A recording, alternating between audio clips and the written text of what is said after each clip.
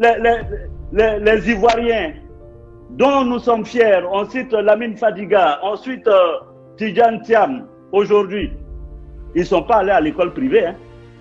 Ils ont fait l'école publique.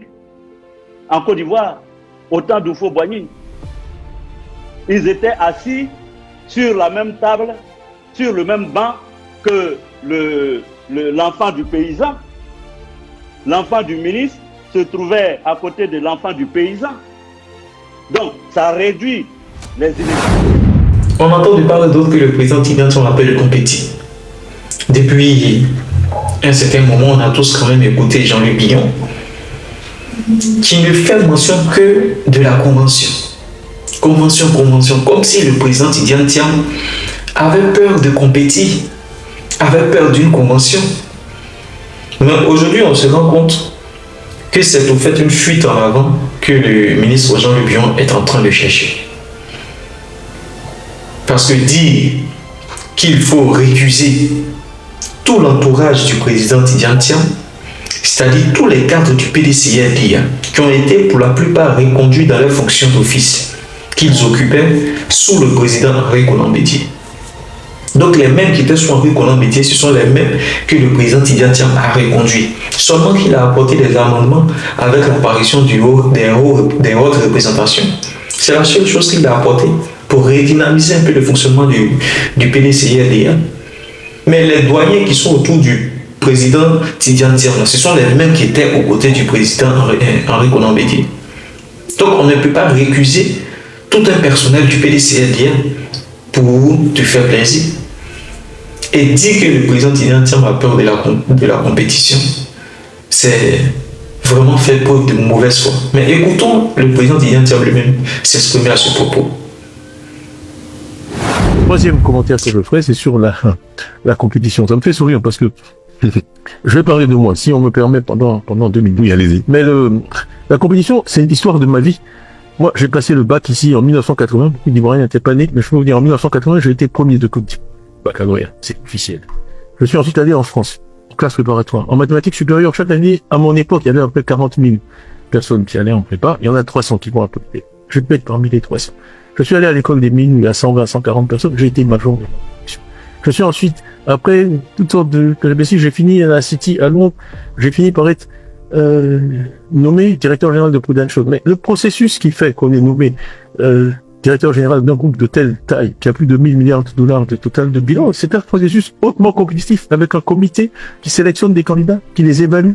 En finale, c'est officiel, je peux dire son nom, c'est un ami, Nick Petron, qui a fait Oxford, qui a été patron de Lloyds of London. Tout le monde a entendu parler du rôle de Lloyds dans l'assurance, qui a été patron des activités de Prudential au Royaume-Uni, et c'est moi qui ai été choisi. Donc, les postes que j'ai occupés dans ma carrière, je les ai eus au mérite. Pas par filiation, je les ai eus au mérite, à chaque fois.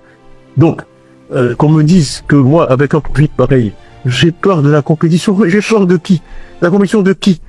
Hein, j'ai été affronté aux meilleurs cerveaux, aux gens les plus compétents dans différentes géographies. Si le Crédit Suisse est venu me chercher à Londres, c'est pas moi qui suis allé, c'est eux qui sont venus me chercher pour que je vienne, parce que la banque était dans une situation désespérée. Donc tout ça pour dire que je n'ai pas peur de la compétition. J'invite tous ceux qui sont au PDCI, qui souhaitent être candidats à la convention, à venir m'affronter et je les battrai. Ici, voilà ce que dit le président Tidjane Thiam, c'est clair. Toute sa vie n'a été que compétition. Il a été jugé, il a été mesuré, il a été évalué pour obtenir ce qu'il a pu obtenir durant tout son cursus, que ce soit académique comme professionnel.